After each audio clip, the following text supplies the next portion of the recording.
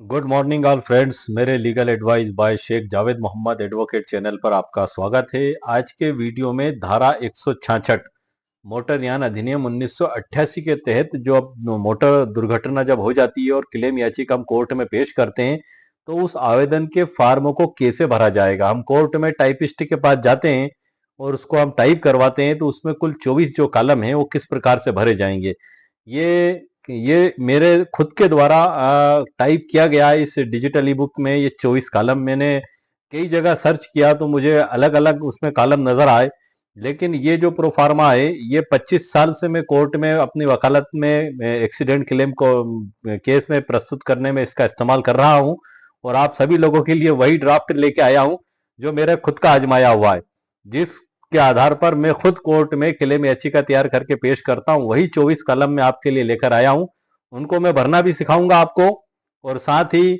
उसके साथ लगने वाले शपथ पत्र की ड्राफ्ट भी मैं आपको बताऊंगा, उसके साथ लगने वाले दस्तावेज की सूची भी मैं आपको बताऊंगा। साथ ही इसमें लगने वाले आवश्यक कानून क्या क्या हो सकते हैं उनकी भी जानकारी दूंगा और सुप्रीम कोर्ट ऑफ इंडिया के कुल 7 जजमेंट जो क्लेम याचिका के प्रस्तुत करने के पहले भी हमारे लिए उपयोगी हैं और बाद में भी हमारे लिए उपयोगी हैं, उनकी भी मैंने एक सूची आपके लिए तैयार करके रखी है डिजिटल ई बुक में। ये सभी जानकारियां मैं आपको डिजिटल ई बुक के अंदर से दूंगा और कुछ मेरा प्रैक्टिकल केसेस हैं, उन केसेस के आधार पर भी मैं आपको जानकारी दूंगा।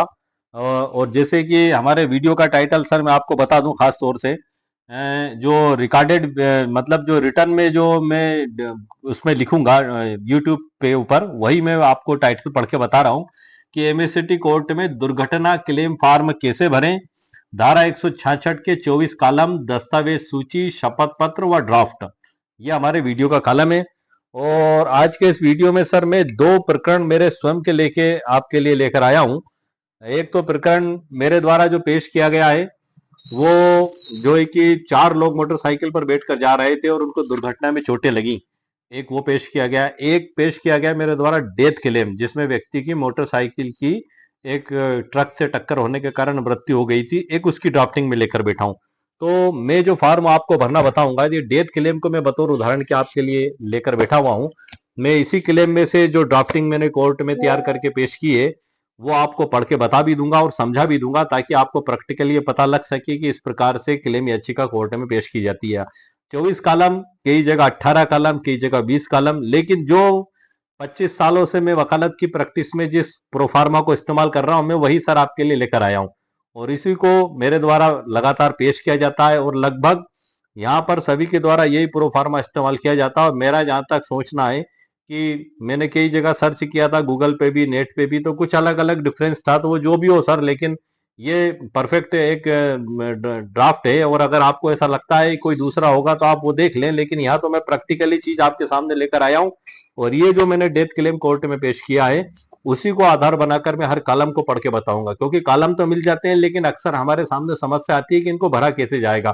तो आज की उस समस्या का भी मैं आपको निराकरण कर दूंगा आज के वीडियो में। साथ ही दस्तावेजों के बारे में भी मैं आपको जानकारी दूंगा, जैसे कि जुडिशियल मजिस्ट्रेट फर्स्ट क्लास के समक्ष जो चालान पेश होता है पुलिस के द्वारा, हम उस चालान की पूरी सर्टिफाइड कॉपी लेते हैं और वो चालान तो पेश करते ही करते हैं, साथ में जो मेडिकल बिल्स जो रहते हैं, मेडिकल से जो दवाइयां खरीदते हैं वो बिल हम साथ में लगाते हैं। उसके अलावा हॉस्पिटल में जितने दिन वो भर्ती रहा और हॉस्पिटल के द्वारा जो फाइनल बिल दिया गया वो भी हम उसके साथ लगाते हैं। क्लेम याचिका चलने के दौरान इलाज यदि निरंतर जारी है तो उस समय उसके इलाज में जो जो खर्चे होते हैं वो भी हम उसके जजमेंट होने से पहले पहले पेश करते हैं उसमें। ये सभी महत्वपूर्ण जानकारियां मैं अब आपको दूंगा। ये सारी महत्वपूर्ण जानकारियां सब कुछ मैंने आप लोगों के लिए रिटर्न रूप में डिजिटल ई बुक में सर तैयार करके रखा है। डिजिटल ई बुक की लिंक मेरे द्वारा वीडियो के नीचे डिस्क्रिप्शन बॉक्स में दे दी गई है, यदि आपको आवश्यकता महसूस हो तो आप उसको खरीद भी सकते हैं। आगे की जानकारी मैं आपको उसी में से दूंगा। आइए सर, लेट्स गो। देख रहे हैं सर कंप्यूटर स्क्रीन पर ये डिजिटल ई बुक है, इससे परिचय मैं वीडियो के अंत में आपका करा दूंगा। सबसे पहले हम उस प्रोफार्मा पर आ जाते हैं जिसके तहत हम क्लेम याचिका कोर्ट में पेश करते हैं धारा 166 के तहत।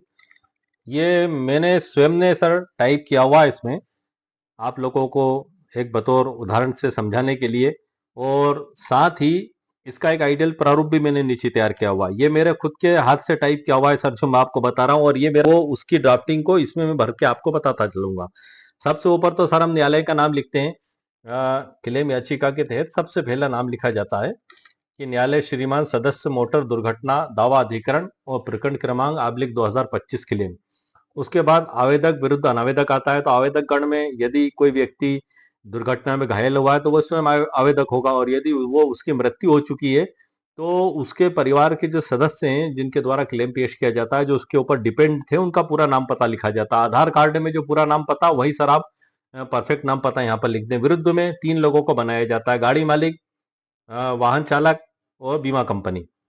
इनका पता आपको कहाँ से मिलेगा सर? ये जब आप सर्टिफाइड कॉपी लेंगे जुडिशियल मजिस्ट्रेट के समक्ष, जो जज साहब के समक्ष चालान पेश होता है, सर्टिफाइड कॉपी जब आप लेंगे तो वहां पर इनके पूरे नाम पते आपको मिल जाएंगे। तो ये तो सर हमारी शुरुआत हो गई। उसके बाद हम आते हैं, बीच में लिखना पड़ेगा हमको।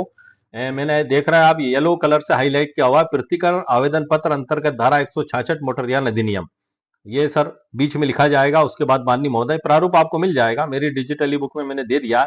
उसके बाद माननीय महोदय करके इसमें हमारा निवेदन सर यहाँ से चालू होगा।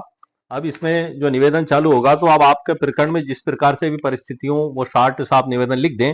जैसे कि हम आवेदक गण और पूरा आवेदक गण के आप नाम लिख दें कि जो है कि जिस भी जगह हुई कि इस जगह और जिला और मध्य प्रदेश की मोटर दुर्घटना में हुई मृत्यु के परिणाम स्वरूप प्रति करके प्रदाय किए जाने के लिए एतत् द्वारा निम्नानुसार आवेदन प्रस्तुत करते हैं।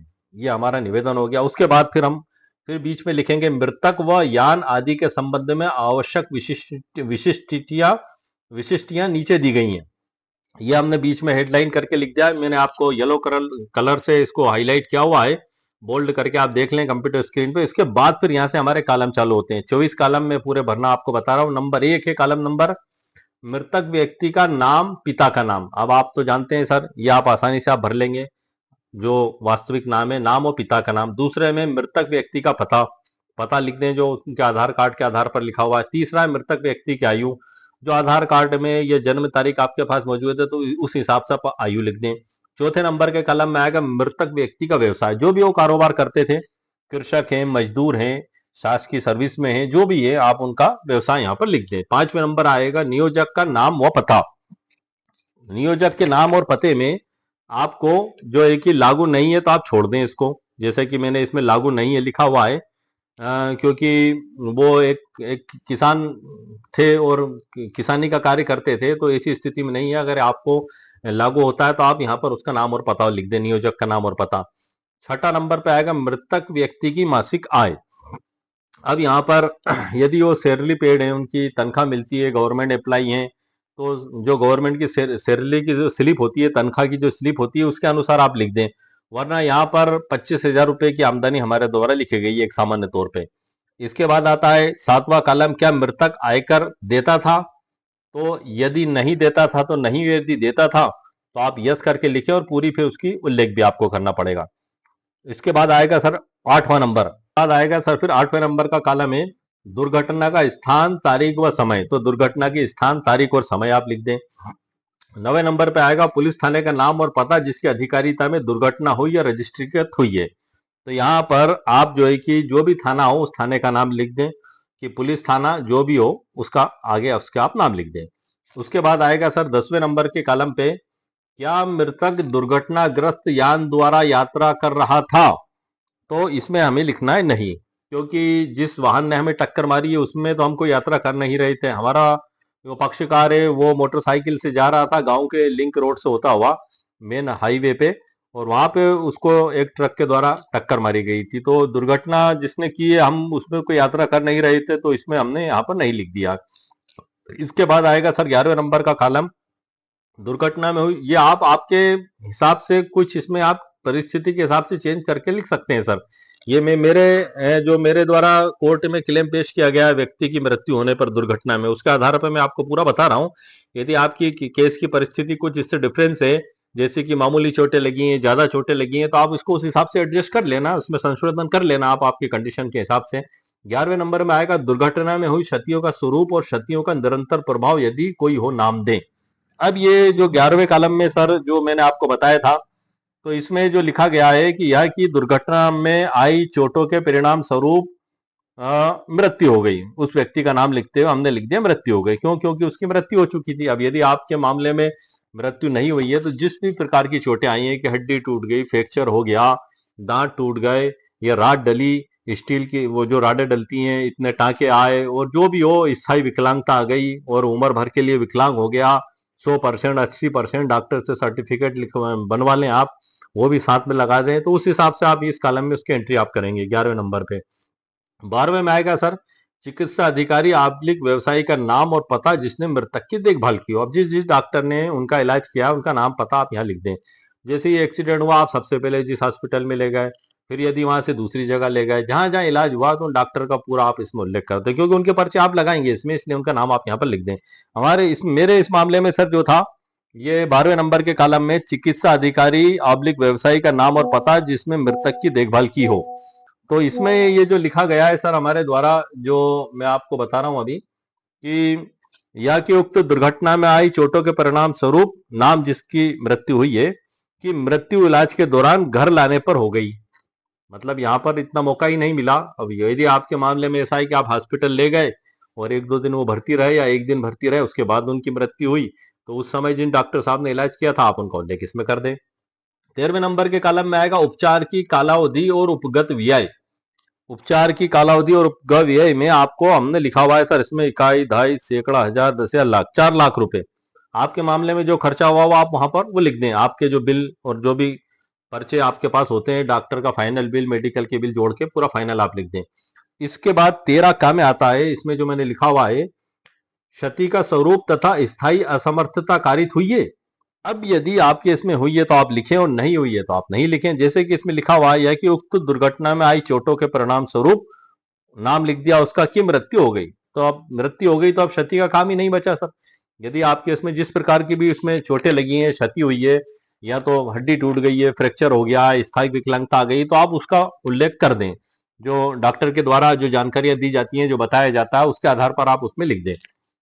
14 नंबर में आएगा सर हमारा दुर्घटना में अंतर्ग्रस्त यान का प्रकार और रजिस्ट्रीकृत क्रमांक।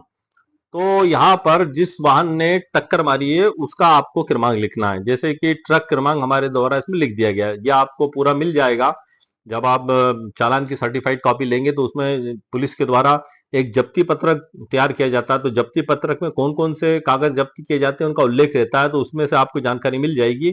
और उसके अलावा ये सारे डॉक्यूमेंट्स आपको कलेक्ट करने ही होंगे, उसके बीमा registration, fitness, driving licence, permit, ये सभी डॉक्यूमेंट्स भी आपको लगाना होंगे, क्योंकि तभी बीमा कंपनी सर क्लेम देगी, वरना वो फिर आए बाएं शाएं करेगी कि ये बीमा कंपनी की शर्तों का उल्लंघन हुआ है, इनके पास ड्राइविंग लाइसेंस नहीं है, हम नहीं देंगे। हालांकि स्वर्ण सिंह जो है कि नेशनल इंश्योरेंस कंपनी लिमिटेड विरुद्ध स्वर्ण सिंह 2004 का सुप्रीम कोर्ट ऑफ का लैंडमार्क जजमेंट है, जिसमें भुगतान करो और वसूलों का सिद्धांत प्रतिपादित किया और आज भी लागू है। इसकी उत्पत्ति इसी जजमेंट से हुई सर, ऐतिहासिक फैसला। उसके बाद 2026 तक कई जजमेंट्स में जजमेंट्स का हवाला देकर सुप्रीम कोर्ट ऑफ इंडिया के द्वारा भुगतान करो और वसूलों का सिद्धांत लागू किया गया। पे एंड रिक्वायर मतलब बीमा कंपनी तुरंत जमा करे पीड़ित को, मृतक को, और वसूल करे गाड़ी मालिक से। अब इसमें हम देखते हैं 14वें कॉलम में सर हमारा ये हो चुका है, नंबर आ चुका है यहाँ पर। 15वें में सर हमारा यान के स्वामी और चालक का नाम और पता, यान के स्वामी व चालक का नाम और पता। तो इसमें सिर्फ ये लिख दिया गया है आवेदन पत्र के शीर्ष अनुसार अनावेदक क्रमांक 1 और 2, क्योंकि हम वहां लिख चुके हैं इसलिए डबल से लिखने की जरूरत नहीं है। 15वें नंबर में आएगा यान के स्वामी और चालक का नाम और पता, तो ये हो गया सर 15वां। 16वें नंबर में आएगा यान के बीमाकर्ता का नाम एवं पता। तो यहां पर भी इस कॉलम में लिखा गया है आवेदन पत्र के शीर्ष अनुसार अनावेदक क्रमांक 3, क्योंकि बीमा कंपनी को अनावेदक क्रमांक 3 हमारे द्वारा बनाया गया था, तो सिर्फ इतना ही लिख देना पर्याप्त है। इसके बाद आता है सर 18वां नंबर आवेदक का नाम और पता। यहां पर भी क्योंकि टाइटल में हम लिख चुके हैं पूरा नाम पता, तो इसमें 18वें कॉलम में सिर्फ इतना लिखना है आवेदन पत्र के शीर्ष अनुसार आवेदक गण जितने भी हो सब इसमें आ जाएंगे 18वें कॉलम में। 19वें में आएगा सर नातेदारी, ये बड़ा महत्वपूर्ण है।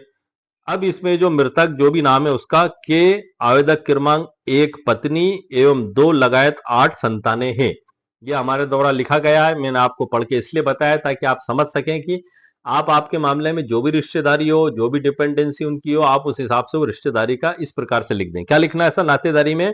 मृतक उसका नाम लिखना है, के आवेदक क्रमांक 1 पत्नी एवं 2 लगायत 8 संतान है। आपके मामले में जो उस हिसाब से आप लिख सकते हैं यहाँ पर। यह हो गया सर नातेदारी का। इसके बाद आएगा सर हमारा 20वां कॉलम दावा की गई संपत्ति का हक। यह की इसमें जो लिखना है वो पढ़ के मैं बता रहा हूं आपको। यह कि आवेदक गण मृतक के वैधानिक प्रतिनिधि होकर 61 लाख रुपए अनावेदक गण से संयुक्त एवं पृथक पृथक दायित्वों के अधीन प्राप्त करने के वैधानिक अधिकारी हैं। ये 61 लाख रुपए का क्लेम हमारे द्वारा पेश किया गया है। आपके द्वारा 50 लाख का पेश किया गया हो, 80 लाख का पेश किया गया हो, 1 करोड़ का पेश किया गया हो, 1.5 करोड़ का पेश किया गया हो, 2 करोड़ का पेश किया गया, जो भी पेश आप करेंगे आपकी राशि आपको आपके मामले के और हालात के हिसाब से यहाँ पर लिखना है। अब इसके बाद आता है सर 21वें के बाद 22वां कॉलम। ये आप थोड़ा सा समझ लें यहाँ पर, अन्य जानकारी जो दावे के निपटारे के लिए आवश्यक हो। अब यहाँ पर अब मैं आपको एक इसमें जो जानकारी दे रहा हूं थोड़ी समझने वाली बात है, आप थोड़ा सा ध्यान से सुन लें, आपको समझ में आ जाएगा। यह कि दिनांक लिख दी, मतलब घटना का विवरण हम चालू कर रहे हैं यहाँ पर। इसमें हम अलग अलग स्टेपों में 4 जानकारियां देंगे कुल।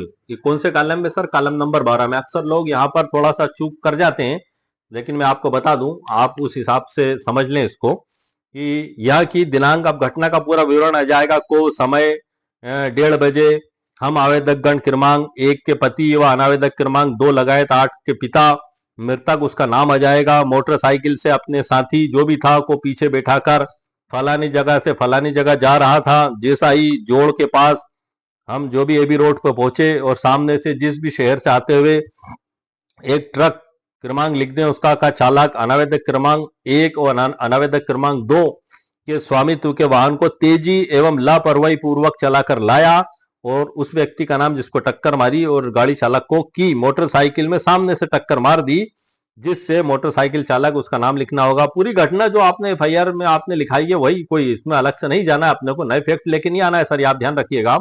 वह पीछे बैठे जो भी व्यक्ति था मोटरसाइकिल सहित नीचे गिर गए, जिससे मोटरसाइकिल चालक उसका नाम को पैर व शरीर के अन्य भागों में गंभीर स्वरूप की चोटें आई। दुर्घटना के तत्काल बाद पीछे चल रहे जो व्यक्ति पीछे आ रहा था मोटरसाइकिल से उसका नाम लिखा वहां पर, और अन्य राहगीरों द्वारा जो मोटरसाइकिल चलाने वाला पीछे बैठा था को उठाकर शासकीय अस्पताल लेकर गए। वहां पर जो एक व्यक्ति जिसका नाम लिखा है की मृत्यु हो गई और दूसरा जो मोटरसाइकिल चला रहा था उसका नाम लिखा हुआ इसमें कि गंभीर अवस्था होने से उन्हें हॉस्पिटल जो भी ये रेफर कर दिया गया, जहां से फिर दूसरे हॉस्पिटल रेफर कर दिया गया, उनका उपचार किया गया तथा दिनांक को आहत को घर लेकर आ गए तथा दिनांक को उक्त चोटों के कारण उसकी मृत्यु हो गई, जिनका दाह संस्कार जो भी ग्राम और जगह तहसील जिला में किया गया। उक्त घटना की सूचना पुलिस थाना में दी गई। एक तो ये हो गया सर पेवरा क्रमांक 22 में उल्लेख, ये घटना का पूरा उल्लेख अपना आपकी घटना का पूरा उल्लेख इसमें आ चुका। अब दूसरे में इसी में हमको लिखना है, जो मैं स्क्रॉल कर रहा हूं इसमें दूसरा जो हमें लिखना है, इसमें थोड़ा सा इस पे छोड़ दें, 8 का इस पे छोड़ा जाता है A4 साइज में, इधर भी इस पे छोड़ा जाता है उधर भी, उसके बाद भी ये जैसे जगह छोड़ रखी है आप देख रहे हैं 23 के आगे मैंने जगह छोड़ रखी है, इसमें ऐसे ऐसे जगह छोड़ी जाती है, टाइपिस्ट कर देते हैं। आप एडवोकेट हैं सब समझते हैं, एक आम व्यक्ति भी इस बात को समझता है, कुछ टाइपिंग के जो रूल्स होते हैं उसके पैराग्राफ। उसके बाद थोड़ी सी जगह छोड़ के आपको क्या लिखना है, जो आपकी घटना के हिसाब से सेट करना है सर, मैं आपको पढ़ के बता रहा हूं, आप समझ लें ताकि आपको एक गाइडलाइन मिल जाए कि हाँ इस प्रकार से इस क्लेम याचिका की ड्राफ्टिंग हमारे द्वारा की जाती है। अक्सर लोगों को यहाँ परेशानी जाती है। जो भी नाम है उसका 58 वर्ष का स्वस्थ व्यक्ति होकर कृषि और मजदूरी का कार्य करता था, जिसकी तरफ से क्लेम याचिका हमारे द्वारा पेश की गई उसके बारे में हम लिख रहे हैं, जिससे उसे 25,000 रुपए महीने की आमदनी होती थी। आपके मामले में जो आमदनी होती है आप वो लिख दें, तथा उसके भविष्य में अपार सफलता मिलने की पूर्ण संभावना थी। मृतक नाम लिख दें, कभी कम से कम 15 वर्ष और आय अर्जित करते, जो कि 45 लाख रुपए होती, जो कि आवेदक गण मृतक जो भी नाम है उसका कि भविष्य में की जाने वाली आय से हमेशा हमेशा के लिए वंचित हो गए। डिपेंडर की ओर से लगाया जा रहा है सर, जो तो कह रहे हैं कि ये अभी जीवित रहते तो इतने साल 15 साल और कमाई करते, और कमाई करते तो 45 लाख रुपए हम ही लोगों पर ये खर्च करते, तो ये उनके द्वारा लिखा जा रहा है। और उसके बाद हम आवेदक गण पर व्यय करते, हम आवेदक गण अपने पति व पिता के प्रेम स्नेह व सुख सहयोग से वंचित होना पड़ा होकर, हम आवेदक गण को अत्यधिक शारीरिक मानसिक एवं आर्थिक क्षति उठाना पड़ी होकर मृतक जो भी नाम है असमय मृत्यु हो जाने से जीवन भर संकट उठाना पड़ेगा। यहाँ पर थोड़ा सा आपको ध्यान रखना है, नेशनल इंश्योरेंस कंपनी लिमिटेड विरुद्ध प्रणय सेट्टी 2017 जिसमें फ्यूचर प्रोस्पेक्ट के सिद्धांत प्रतिपादित किए गए, वो उन सबको हमको ध्यान रखना है सर। इसमें फ्यूचर प्रोस्पेक्ट की पूरी तालिका दी गई है कि जो गवर्नमेंट एम्प्लॉई हैं और जो सेल्फ रोजगार करते हैं, दिहाड़ी मजदूरी करते हैं, तो उसमें कितना परसेंट फ्यूचर प्रोस्पेक्ट जोड़ा जाएगा, 40%, 50%, 15%, इनके ऊपर मैं स्पेशल वीडियो बना चुका हूं, मेरे चैनल पर अपलोडेड है। और इसी प्रकार से सरला वर्मा विरुद्ध दिल्ली परिवहन निगम 2009 का सुप्रीम कोर्ट ऑफ इंडिया का जजमेंट है। इसमें मल्टीप्लायर का सिद्धांत, गुणक की तालिका दी गई है और जो मृतक है वो उसके खुद के ऊपर कितने रुपए खर्च करता वो उसमें से माइनस किया जाएगा पूरी राशि निकालकर। तो एक्सीडेंट क्लेम की मुआवजा राशि किस प्रकार से निकाली जाएगी, इन 4 तालिकाओं के बगैर आप नहीं निकाल सकते। इसी टाइटल से मैंने मेरे चैनल पर वीडियो अपलोड कर चुका हूं, जिसमें पूरी जानकारी एक्सीडेंट क्लेम की शुरू से लेकर आखिर तक निकालने की मेरे द्वारा उस वीडियो में बता दी गई है। और उसकी डिजिटल ई बुक भी रिटर्न रूप में आपके लिए उसी वीडियो के नीचे लिंक दे दी गई है। आपको आवश्यकता महसूस हो तो आप, यदि आपको लगता है तो आप उसको खरीद भी सकते हैं वहां पर क्लिक करके। अब हम इसमें आगे बढ़ते हैं सर। इसमें इसी में हमें आगे लिखना है यह कि उक्त दुर्घटना, ये दूसरा पैरा लेकर लिखना है सर अब हमें, यह कि उक्त दुर्घटना में आवेदकगण अपने पति व पिता के प्रेम स्नेह के सुख सहयोग एवं मार्गदर्शन से वंचित हो गए हैं और उसके द्वारा भविष्य में की जाने वाली आय से भी हमेशा हमेशा के लिए वंचित हो गए हैं, जिसकी क्षतिपूर्ति आवेदकगण को अनावेदकगण से दिलाई जाने की कृपा करें। यहाँ पर मैं आपको थोड़ी सी जानकारी और दे दूं कि मेघमा जनरल इंश्योरेंस कंपनी लिमिटेड विरुद्ध नानूराम 2018 का सुप्रीम कोर्ट ऑफ इंडिया का जजमेंट है। इससे पहले का है नेशनल इंश्योरेंस कंपनी लिमिटेड विरुद्ध प्रणय सेठी 2017 का। इससे पहले का है दिल्ली परिवहन निगम विरुद्ध, सरला वर्मा विरुद्ध दिल्ली परिवहन निगम 2009। अब पहले ये जो प्रणय सेठी 2017 का सुप्रीम कोर्ट ऑफ इंडिया का जजमेंट है, जजमेंट के पेरा क्रमांक 68 को आप खोल के पढ़ लेना एक बार, मैं आपको बता दूं। इसके पेरा क्रमांक 68 के पेरा क्रमांक 8 में बड़ी महत्वपूर्ण बात दी गई है कि जो सहचार की जो नुकसान दिया जाएगा वो सिर्फ पत्नी को दिए जाने का प्रावधान था। 15,000, 40,000, 15,000। 15,000 में पत्नी को दिया जाएगा सहचारी की, मतलब दुख का, उसका बिछड़ने का नुकसान। और जो है कि दाह संस्कार के 15,000 दिए जाएंगे और 40,000 का उसमें प्रावधान था। संस्टोरियम का 40,000 और संपत्ति की हानि के 15,000 ये बताया गया था। लेकिन यहाँ पर क्या हुआ, मैं आपको थोड़ा सा बता दूं कि जो प्रणय सेठी का जो मामला है, इस मामले में सिर्फ पत्नी को ही दिया गया था सहचारी का लाभ। लेकिन इसी जजमेंट का विस्तार करते हुए मेघमा जनरल इंश्योरेंस कंपनी लिमिटेड में सुप्रीम कोर्ट ऑफ इंडिया के द्वारा इसमें माता पिता और बच्चों को भी शामिल कर लिया गया। तो हमें ये ध्यान रखना है। साथ ही इसी जजमेंट के नेशनल इंश्योरेंस कंपनी लिमिटेड विरुद्ध प्रणय सेठी 2017 के जजमेंट के पैरा क्रमांक 68 के उपपैरा क्रमांक 8 में यह भी बताया गया है कि हर 3 साल में 10% की वृद्धि की जाएगी। 2017 का जजमेंट है सर। आप 17 से 18, 19, 20, 21, 22, 23, 24, 25, 8 साल तो हो गए। एक साल बाद पूरे 9 साल हो जाएंगे। मतलब 3 साल का है तो 3, 3, 6, 3, 9, मगर तीसरा साल पूरा नहीं हुआ है, अभी 6 साल हो गए, तो हम 20% की उसमें राशि जोड़कर उसमें हम लिख सकते हैं। तो ये जजमेंट्स क्या हुआ है सर, जो सरला वर्मा 2009 का सुप्रीम कोर्ट ऑफ इंडिया का जजमेंट था, उसमें जो गुणक तालिका दी गई है आज भी लागू है। सहचार्य की कटौती जो की जाएगी मृतक की आमदनी में से, वो भी आज भी तालिका लागू है। लेकिन इसमें फ्यूचर प्रोस्पेक्ट का पूरी व्याख्या नहीं की गई थी। तो फ्यूचर प्रोस्पेक्ट की व्याख्या करने के लिए सुप्रीम कोर्ट ऑफ इंडिया के द्वारा नेशनल इंश्योरेंस विरुद्ध प्रणय सेठी 2017 में उस सिद्धांत का विस्तार किया गया। कौन से सिद्धांत का? सरला वर्मा 2009 के जजमेंट का विस्तार किया गया 2017 में, प्रणय सेठी 2017 में। और 2017 में जो कमी थी, जो महसूस हुई थी, तो उसका विस्तार किया गया मेघमा जनरल इंश्योरेंस कंपनी लिमिटेड 2018 में। तो ये इस प्रकार से मूल सिद्धांत प्रणय सेठी के इसमें लागू होंगे, आपको ध्यान रखना है। थोड़ा सा मैंने बीच में आपको अतिरिक्त जानकारी दे दी, अब मैं कंटिन्यू करता हूं आगे। इसके बाद सर फिर आएगा हमारा ये जो हो गया सर, इसी के बाद फिर एक पेरा और बनाकर लिखना है। ये कितने पेरा हो गए सर हमारे? पेरा क्रमांक 24 में चल रहा है सर हम, नहीं सर सॉरी 22 में चल रहा है हम। 1, 2, 3, 4 और 5वां पेरा हो रहा है सर इसमें, आप ध्यान रखना। यह कि उक्त दुर्घटना में आवेदकगण क्रमांक 1 पत्नी व 2 लगायत 8 संतानें जो भी नाम है कि असमय मृत्यु के कारण दुख कष्ट वियोग उठाना पड़ रहा है, एवं आवेदक क्रमांक 1 लगायत 8 मृतक के सुख सहयोग एवं सहारे से वंचित हो गए, जिसकी क्षतिपूर्ति 10 लाख रुपए अनावेदकगण से आवेदकगण को दिलाए जाने का आदेश प्रदान करने की कृपा करें। इस प्रकार आवेदकगण को अनावेदकगण से 61 लाख रुपए क्षतिपूर्ति राशि अनावेदक से संयुक्त अथवा पृथक पृथक दिलाए जाने की प्रदान करने की कृपा करें। एक पेरा और बनेगा इसमें। यह कि उक्त दुर्घटना की रिपोर्ट पुलिस थाना जो भी हो में की गई, जिस पर अपराध क्रमांक फलाना फलाना धारा पर अपराध पंजीबद्ध किया गया। एक उपपेरा और बनेगा इसमें। यह कि उक्त दुर्घटना दिनांक को अनावेदक क्रमांक 1 दुर्घटनाग्रस्त वाहन का चालक व अनावेदक क्रमांक 2 स्वामी होने के नाते एवं दुर्घटना दिनांक को उक्त वाहन अनावेदक क्रमांक 3 के कार्यालय में बीमित होने के नाते उक्त प्रकरण में पक्षकार बनाया गया। तो इसमें कितने हो गए सर? 22 में। मैं एक बार फिर आपको गिनती करके बता देता हूं। 1 2 3 4, 4 के बाद 5 6 7, लगभग लगभग नहीं सर, कंफर्म है 7 उपपेरा सर इसमें बने, जो मैंने आपको पढ़ के बताए हैं। और ये जानकारी मैंने इसमें लिख भी दी है। ये आप जो देख रहे हैं ये इसी आधार पे लिखी है मैंने।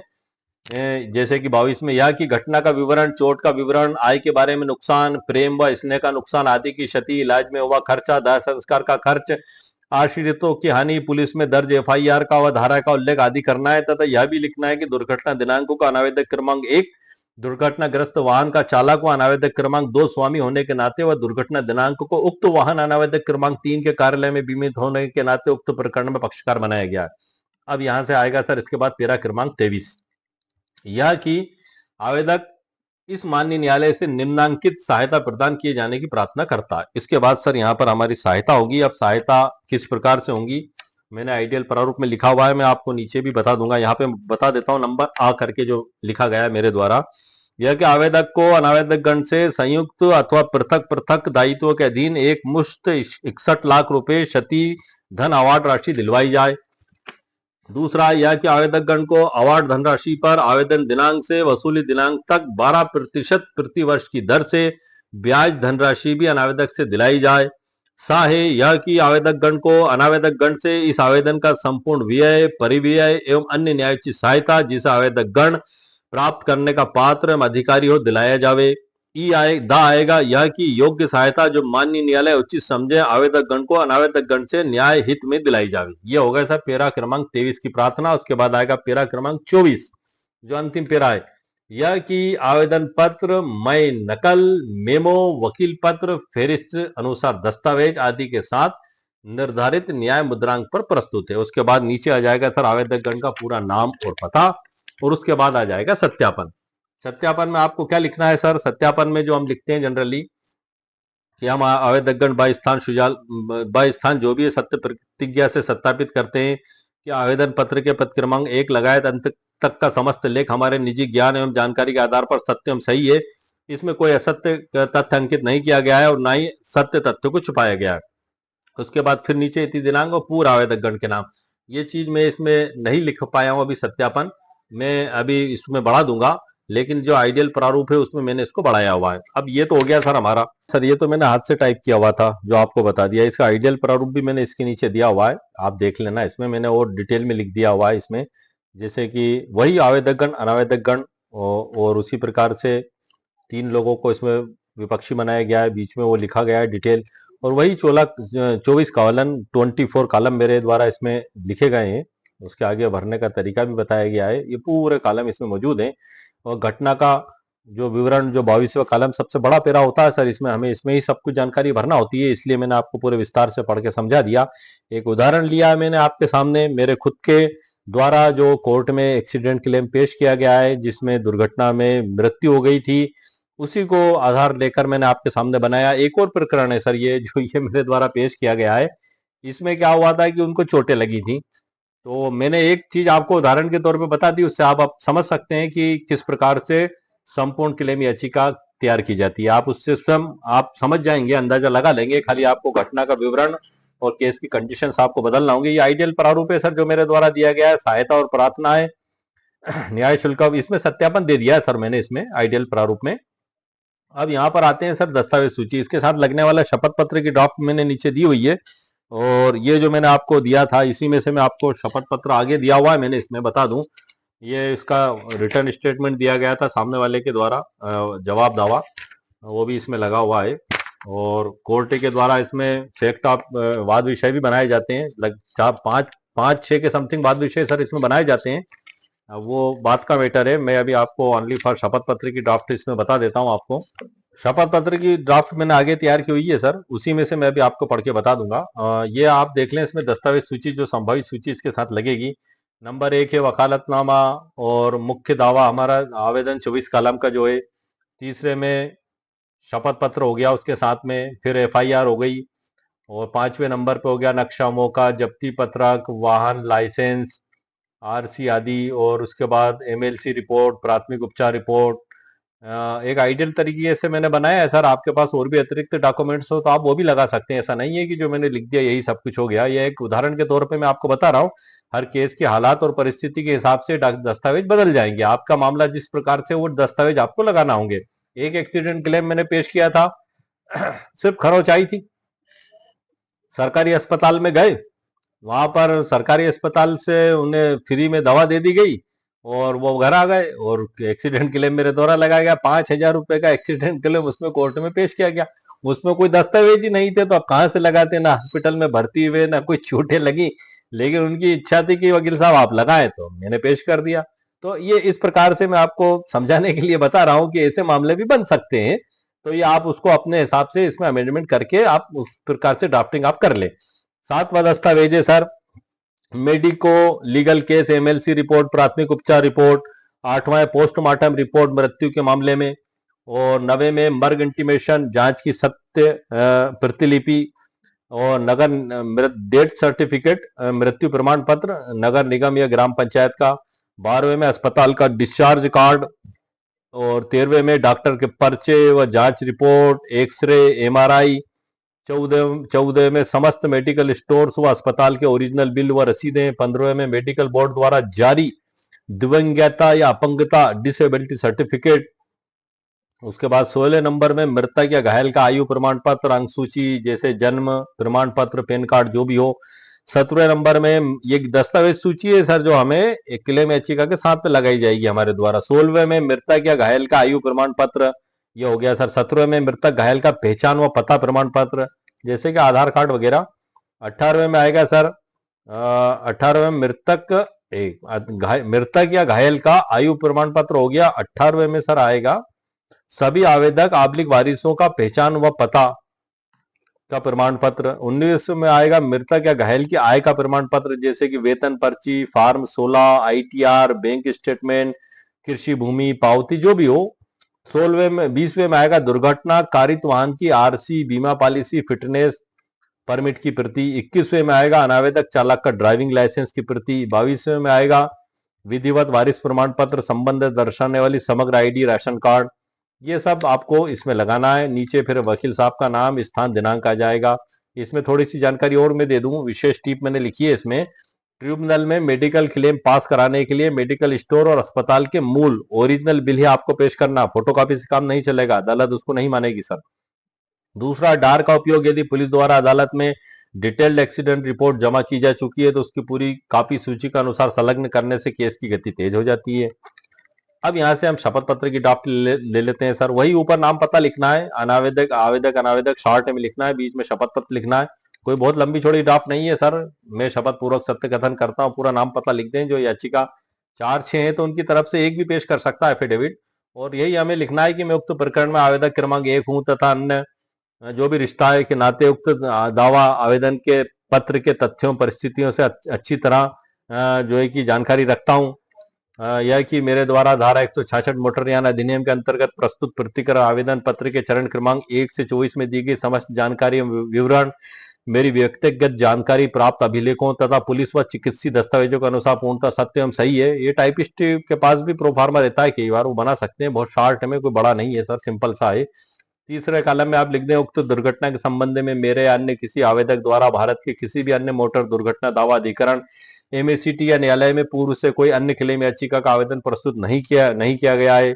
चौथे में आएगा यह कि आवेदन पत्र के साथ प्रस्तुत किए गए समस्त दस्तावेज जैसे FIR, MLC, postmortem report, medical bill, आय प्रमाण पत्र आदि की छाया प्रतियां मूल दस्तावेजों के अनुसार सत्य प्रतिलिपि ट्रू कॉपी हैं। उसके बाद सत्यापन आ जाएगा सर, और इसको आप शपथ आयुक्त से तस्दीक करवा लें, नोटरी वकील साहब से तस्दीक करवा लें, जैसा आपको अच्छा लगे। हालांकि 99% क्या 100% कोर्ट में जो एफिडेविट पेश होते हैं शपथ आयुक्त से तस्दीक करवा कर पेश किए जाते हैं।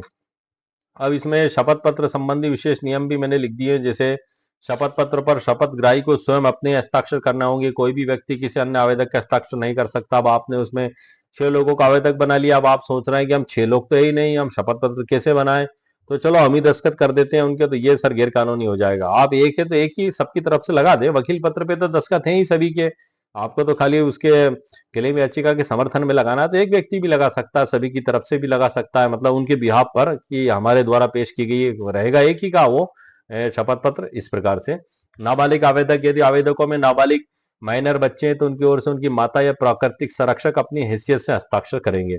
एक से अधिक बालिग आवेदक, यदि आवेदक एक से अधिक बालिग व्यक्ति हैं तो सर्वोत्तम तरीका यह है कि सभी आवेदक शपथ पत्र पर अपने अपने हस्ताक्षर करें, अथवा मुख्य आवेदक वकालतनामे के अधिकार के तहत केवल अपने हस्ताक्षर से अन्य आवेदकों की ओर से संयुक्त शपथ पत्र प्रस्तुत कर सकता है। अब इसमें सर कुछ महत्वपूर्ण धाराएं भी देख लें सर। जो क्लेम याचिका प्रस्तुत करने से पहले भी हमें पता होना चाहिए, उसके बाद भी पता होना चाहिए, और जब हम केस लड़ते हैं उस दौरान भी हमें पता होना चाहिए। मतलब होल सोल मिला के हमें पता होना चाहिए। कहीं ना कहीं ये हमें हमारे लिए आवश्यकता कभी भी पड़ सकती है। हालांकि वेलफेयर लेजिस्लेशन है, एक कल्याणकारी कानून के तहत इसको देखा जाता है। न्यायालय का इसमें दीवानी और फौजदारी जैसे कड़े रुख इसमें नहीं अपनाए जाते हैं, लेकिन फिर भी आपको यदि आवश्यकता पड़ जाए तो कुल 7 सुप्रीम कोर्ट साइटेशंस में लाया हूं, और कुछ महत्वपूर्ण कानून जो आपको आवश्यकता पड़ सकती है वो भी मैंने डिजिटली बुक में लिख दिए, वो पढ़ के मैं आपको बता देता हूं। जैसे कि मोटरयान अधिनियम 1988 की धारा 140। अब धारा 164 का भाग है दोष रहित दायित्व, नो फॉल्ट लाइबिलिटी के तहत बिना लापरवाही साबित किए तत्काल राहत का प्रावधान है। धारा 164 जो संशोधित है 2019 के तहत, बिना फॉल्ट आब्लिक लापरवाही साबित किए सीधे तय मुआवजा, मृत्यु पर 5 लाख और गंभीर चोट पर 2.5 लाख। धारा 165 में मोटर दुर्घटना दावा अधिकरण एमएससीटी का गठन और क्षेत्राधिकार है। धारा 166 में लापरवाही के आधार पर असीमित मुआवजा, अनलिमिटेड कंपनसेशन के लिए दावा याचिका प्रस्तुत करने का अधिकार और सीमा दुर्घटना से 6 महीने के अंदर, ये इसकी 166 की उपधारा 3 में दिया गया है, 6 महीने कर दी गई है। जहां आपकी एफआईआर हुई, दुर्घटना हुई, उससे 6 महीने के अंदर आपको क्लेम याचिका पेश करना है। 166 की उपधारा 4, यदि पुलिस द्वारा डार डिटेल एक्सीडेंटल रिपोर्ट को ही सोता क्लेम याचिका माना जाना। धारा 168 में बताया गया ट्रिब्यूनल द्वारा जांच के बाद अवार्ड फैसला पारित करने और मुआवजा तय करने की शक्ति है। धारा 169 में ट्रिब्यूनल की शक्तियां सिविल कोर्ट के समान शक्तियां और संक्षिप्त प्रक्रिया अपनाने का अधिकार है इसमें। धारा 170 में बीमा कंपनी को वाहन मालिक या चालक की अनुपस्थिति या मिली भगत की स्थिति में स्वयं अपने स्तर पर रक्षा करने का अधिकार है। धारा 171 में मुआवजे की राशि पर ब्याज, इंटरेस्ट करने की शक्ति, सामान्यतः 6%, 9% जो भी हो। धारा 174 में अवार्ड की राशि जमा न होने पर जिला कलेक्टर के माध्यम से भू राजस्व बकाये की तरह वसूली, रिकवरी सर्टिफिकेट, जिसको आरसी कहते हैं। ये महत्वपूर्ण धारा है सर, जो आपके लिए आपको आवश्यकता पड़ सकती है, एक आम व्यक्ति के लिए भी, एक एडवोकेट के लिए भी, एक विधि के छात्र के लिए भी, जिन्होंने अभी नई नई वकालत की शुरुआत की और एक्सीडेंट क्लेम की वकालत वो करना चाहते हैं, उनके लिए, सभी के लिए बड़ा महत्वपूर्ण उपयोगी कुछ महत्वपूर्ण कानून है। अब वो judgement Supreme Court of India के आप ध्यान से सुन लें, जिनकी आवश्यकता आपको कभी पड़े तो आप इनका इस्तेमाल आप कर सकते हैं। किस प्रकार से? जैसे कि का आय, भविष्य की संभावनाओं और मल्टीप्लायर पर। नंबर 1 है सरला वर्मा एवं अन्य बनाम दिल्ली परिवहन निगम 2009 6 एचसीसी 121। मुआवजे की गणना के लिए मल्टीप्लायर टेबल, व्यक्तिगत खर्च की कटौती और उम्र के आधार पर गुणांक का पैमाना तय किया गया है इसमें। दूसरा है हमारा राष्ट्रीय बीमा कंपनी लिमिटेड बनाम प्रणय सेठी 2017 16 एचसीसी 680। 5 जजों की संविधान पीठ का निर्णय, इसमें मृतक की आय में भविष्य की संभावना, मतलब फ्यूचर प्रोस्पेक्ट, जैसे नौकरी पर 50%, 30%, 15% और स्वनियोजन पर 40%, 25%, 10% तथा पारंपरिक मदों जैसे शवदाह, कंस्टोरियम, संपत्ति हानि की राशि निश्चित की गई है। वो फिक्स्ड है, जो ऊपर से लेकर नीचे तक कभी बदलाती नहीं है, यही चेंज होती है। गुणांक चेंज होता है, खर्चे की कटौती बदलाती है, फ्यूचर प्रोस्पेक्टिव चेंज होता है हालात और परिस्थिति के हिसाब से कि वो क्या कार्य करता था उसको ध्यान में रखते हुए। खा में आते हैं सर हम साक्ष्य का स्तर और तकनीकी बाधाओं पर समझ लेते हैं। अनीता शर्मा एवं अन्य बनाम new India insurance company limited 2021 first HCC 171 का जजमेंट है सुप्रीम कोर्ट ऑफ इंडिया का। इसका जो महत्व है, एमएससीटी के मामलों में दुर्घटना को आपराधिक मामलों की तरह संदेह से परे, बियॉन्ड रीजनेबल डाउट साबित करने की आवश्यकता नहीं है। यह संभावनाओं की प्रबलता का सिद्धांत लागू होता है। इस बात को आपको ध्यान रखना है, यह आपको इस प्रकार से उपयोगी हो सकता है। चौथा जजमेंट है विमला देवी एवं अन्य बनाम हिमाचल प्रदेश सड़क परिवहन निगम 2009 13 HCC 530 supreme Court of India का है सर। इसका क्या महत्व है? या आपको कभी आवश्यकता पड़ सकती है, ऐसा लगता है आपको, तो आप इन जजमेंटों का इस्तेमाल कर सकते हैं। सूची अनुसार कोर्ट में जज साहब के समक्ष आर्गुमेंट के समय पेश भी कर सकते हैं। ये क्या कहता है जजमेंट सर? एमएससीटी एक कल्याणकारी कानून है। केवल तकनीकी त्रुटियों या दस्तावेजों में मामूली कमी के आधार पर किसी गरीब पीड़ित का क्लेम खारिज नहीं किया जा सकता। कभी आपको ऐसा लगता है तो आप इसका इस्तेमाल कर सकते हैं। यहाँ पर मैंने उसके मुख्य सिद्धांत लिख दिए हैं। यदि आपको ऐसा लगता है कि किसी जजमेंट की डिटेल व्याख्या आपको चाहिए तो आप वीडियो के नीचे कमेंट्स करके जजमेंट के बारे में बताइए जरूर, जो मैंने आपको अभी पढ़ के बताएं। मैं उस पर स्पेशल वीडियो बना दूंगा, क्योंकि आप लोग जानते हैं 40-40 पन्नों के, 50-50 पन्नों के सुप्रीम कोर्ट ऑफ इंडिया के जजमेंट्स होते हैं। पढ़ने में घंटों का समय लगता है। मेरे द्वारा उसका एक मुख्य सारांश निकाल कर आपको दिया गया है, ताकि आप उसको इससे समझ के आपके केस में पूरा पढ़ने के बाद इस्तेमाल कर सके। इसके बाद आता है सर गा, बीमा कंपनी के दायित्व पे and recover. National insurance company limited बनाम स्वर्ण सिंह 2004 3SCC 297। इसका महत्व क्या है, किस प्रकार से आप इसका उपयोग कर सकते हैं? यदि चालक के पास फर्जी ड्राइविंग लाइसेंस था या लाइसेंस की शर्तों का उल्लंघन हुआ था, तब भी बीमा कंपनी पहले पीड़ित को मुआवजा देगी, पे करेगी और बाद में वाहन मालिक से वसूल करेगी। रिकवर, भुगतान करो और वसूलों का सिद्धांत। उसके बाद छठा नंबर है अप्पू बनाम विनोद कुमार लांबा 2018 3SCC 2008 का है, सुप्रीम कोर्ट ऑफ इंडिया का। यदि दुर्घटना के समय वाहन का लाइसेंस वैध नहीं था, तब भी तृतीय पक्ष के हितों की रक्षा के लिए पे एंड रिकवर का सिद्धांत लागू होगा।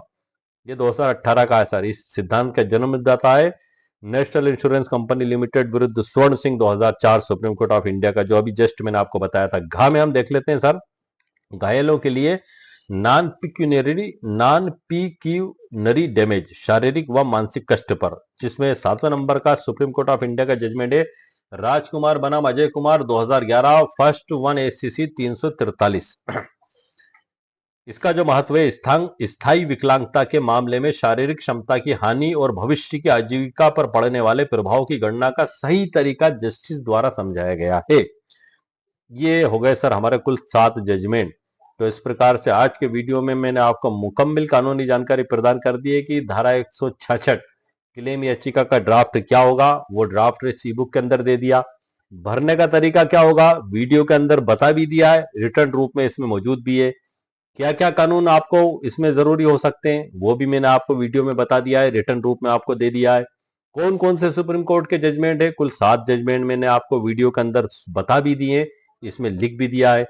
इसकी लिंक वीडियो के नीचे डिस्क्रिप्शन बॉक्स में दे दी गई है। यदि आपको आवश्यकता लगती है, ऐसा लगता है कि आपको इसकी जरूरत है, तो आप इसको वहां पर क्लिक करके खरीद भी सकते हैं। मैं आपको अब डिजिटल ई बुक से सर परिचित भी करा देता हूँ।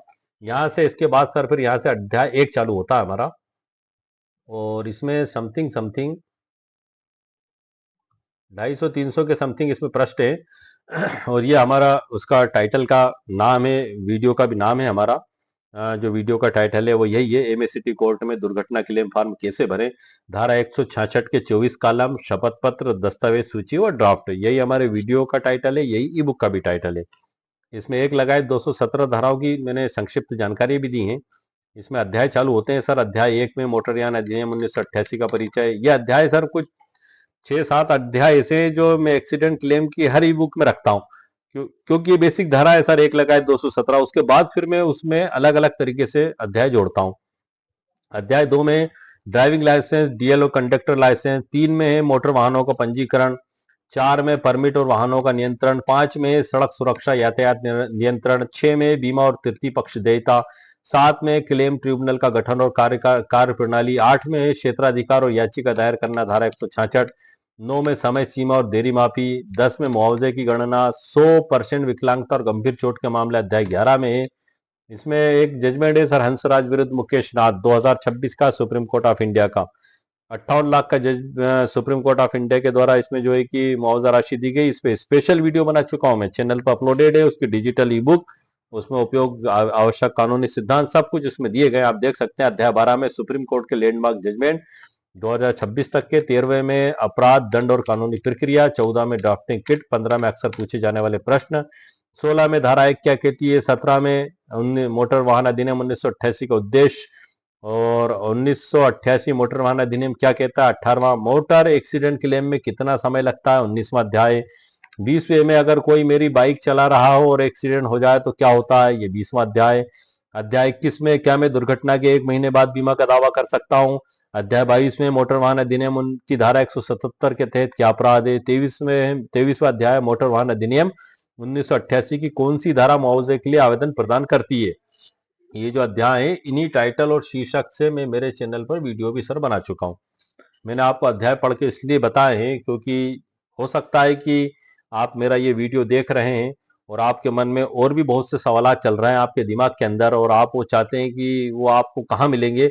तो ये वीडियो में मैंने अध्याय पढ़ के आपको इसलिए बताया कि ये जो अध्याय मैंने पढ़े हैं, इन्हीं अध्यायों पे इन्हीं टाइटल से मैंने मेरे चैनल पर वीडियो अपलोड मैं कर चुका हूँ। यदि आपको इन मामलों से रिलेटेड कोई क्वेरी करना है तो आप मेरे चैनल पर जाकर देख सकते हैं, वो वीडियो आपको मिल जाएंगे। इसी प्रकार से एक 55 अध्याय की डिजिटल ई बुक जो मेरे द्वारा, सॉरी डिजिटल ई बुक नहीं सर, प्रिंटेड बुक जो छप के घर आएगी। काफी व्यूवर्स का सवाल था, काफी वकील साहबान का भी कहना था कि आप प्रिंटेड बुक बनाएं जो छप के घर पे आए। तो उसके लिए सर गवर्नमेंट का अप्रूवल लेना होता है। वो मैंने तैयार कर लिए मोटर या एक्सीडेंट क्लेम गाइड भाग 1 और भाग 2। भाग 1 का अप्रूवल हो चुका है, भाग 2 का अप्रूवल होना बाकी है। आईएसबीएन नंबर 1 का प्राप्त हो चुका है और उसको मैं अति शीघ्र आप लोगों के लिए उपलब्ध करूंगा। और उसके जब मैं उपलब्ध करूंगा तो उसकी लिंक भी मैं वीडियो के नीचे दे दूंगा। वो आपको उस प्रकाशन के जरिए ही छप के आपके घर आएगी। वहां पर सारी जिम्मेदारी खर्चा जो भी है वो उन्हीं के द्वारा तय किया जाएगा। हालांकि आप लोग जानते हैं कि मैं आप ही की तरह एक एडवोकेट हूँ, क्योंकि नोटरी एडवोकेट भी हूँ मैं, और सभी वकालत के केस, एक्सीडेंट क्लेम, दीवानी, फौजदारी पहले से लड़ता चला आ रहा था। और ऊपर वाले की असीम कृपा से मुझे नोटरी का लाइसेंस भी प्राप्त हो गया। तो मैंने नोटरी के ऊपर भी सर काफी वीडियो बनाए हैं, और ये केस तो मैं नोटरी लाइसेंस मिलने से पहले से ही लड़ता चला आ रहा था। तो उसका भी जो ज्ञान अनुभव मुझे था, उस सारे अनुभव का निचोड़ तैयार करके 25 साल का अनुभव और उसका पूरा निचोड़ मैंने उस प्रिंटेड बुक में आप लोगों के लिए शामिल किया। मैं पेशेवर लेखक नहीं हूं सर, देखिए आप समझ लीजिए इस बात को, मैं आप ही की तरह के एडवोकेट हूं। लेकिन मैं इस और बड़ा और वीडियो बनाया आप लोगों के सहयोग और आप लोगों का जो है कि मुझे काफी आशीर्वाद भी प्राप्त हुआ, आप उसको खेलें, आपकी दुआएं भी मुझे प्राप्त हुई, तो मैं आगे बढ़ता चला गया और इस मुकाम पे पहुंचा हूं कि अब मैं डिजिटल 400 के समथिंग में डिजिटल ई बुक तो सर लिख चुका हूं। पहली प्रिंटेड ई बुक मेरी अब शुरुआत में आने वाली है। ये वो बुक्स नहीं है सर जो आप कोर्ट में, हम जब वकालत की प्रैक्टिस करते हैं तो आप देखते हैं कि हर 8 दिन में एक बुक सेलर कानून की किताबें लेकर आते हैं और टेबल पर रख के वो बैठ जाते हैं और काफी किताबें रखी होती हैं। वहां पर रेट्स कुछ अलग होते हैं सर, मैंने ही देखा था, अभी कल परसों ही आए थे एक बुक्स लेने, इतनी मोटी बुक थी, तकरीबन 1700-1800 रुपये कीमत थी उसकी, और 2500, उसमें 2000 के समथिंग पृष्ठ थे। लेकिन वो क्या होता है सर कि वो बल्क में वो किताबें छपवाते हैं, लाख मतलब हजारों लाखों में। और मैं कोई सर बल्क में किताबें तो ना छपवाता हूँ, ना मैं कोई इस प्रकार से मेरा कोई मैसेंजर जो है कि ऑल इंडिया में किताबें बेचता है। ये तो आप लोगों की चॉइस पे, आप लोगों की चाहत पे मैंने उस किताब को अपने वकालत के अनुभव के आधार पर, जो 25 सालों में जो केस मैंने लड़े, जो मामले मेरे सामने आए, उनको मैंने इसमें शामिल किया। ये उन किताबों से बिल्कुल हटके मिलेगी सर आपको, उसमें जो मिलेगा वो इसमें नहीं मिलेगा, जो मेरी किताबों में है वो उसमें नहीं मिलेगा। ये एक प्रैक्टिकल और व्यवहारिक ज्ञान है जो मैंने उसमें शामिल किया है, और सुप्रीम कोर्ट के जजमेंट्स, आवश्यक कानून सभी को शामिल करके 2 भाग में उसको तैयार किए। और दूसरी डिजिटल ई बुक, सॉरी दूसरी पेपर बैक बुक की भी तैयारी मैं शीघ्र चालू करूंगा। तो ये आप उसको तुलना ना करें, क्योंकि ये अतुलनीय है, ये अनमोल है। ये अनुभव के आधार पर तैयार की गई कि जब हम वकालत में ठोकरे खाते हैं और हम अनुभव प्राप्त करते हैं और हम पाते हैं कि हमारे सामने क्या क्या समस्या आई, हम उसको कैसे सॉल्व कर सकते हैं, उसको मद्देनजर रखते हुए, उसको फोकस करते हुए ये मेरे द्वारा बनाई गई है। मुझे पूर्ण विश्वास है कि विधि के विद्यार्थी और एक वो एडवोकेट्स जिन्होंने अभी वकालत की शुरुआत की है और एक्सीडेंट क्लेम की प्रैक्टिस करना चाहते हैं, उनके लिए बड़ी उपयोगी साबित होगी। और वो सभी चीजों का समावेश मेरे द्वारा इनमें किया गया है ताकि उससे आपको आसानी प्राप्त हो सके वकालत की प्रैक्टिस के दौरान। तो आज के वीडियो में सर मैंने आपको मुकम्मल कानूनी जानकारी दे दी है। ये जो डिजिटल ई बुक है इसके लिंक वीडियो के नीचे डिस्क्रिप्शन बॉक्स में मेरे द्वारा दे दी गई है, आप उस पर क्लिक करके उसको खरीद सकते हैं। मात्र 299 रुपए इसकी कीमत मेरे द्वारा रखी गई है। उम्मीद है आपको मेरा वीडियो पसंद आया होगा। मेरे वीडियो को आप लाइक भी करें, शेयर भी करें और सब्सक्राइब भी करें। अच्छा, आगे बढ़ने से पहले बता दूं सर, ये वीडियो सिर्फ एजुकेशनल पर्पस के लिए बनाए जाते हैं। डिजिटल ई बुक या प्रिंटेड ई बुक भी सर, डिस्क्लेमर मेरी उसमें शुरुआत में लिखी रहती है, कोई भी कानूनी कार्रवाई करने से पहले वकील साहब से सलाह मशवरा आप जरूर करें। आपके द्वारा कोई गलत कदम उठाया जाता है या कोई नुकसान उठाया जाता है तो आप स्वयं जिम्मेदार होंगे, क्योंकि मैं किसी को व्यक्तिगत सलाह नहीं देता हूं सर, ना तो मेरी किताब के अंदर, ना ही मेरे वीडियो के अंदर। ये एक एजुकेशनल पर्पज से एक वीडियो बनाए जाते हैं शैक्षणिक जागृति के उद्देश्य से। तो उम्मीद है सर आपको मेरा वीडियो पसंद आया होगा। ओके, शुक्रिया, थैंक यू सर।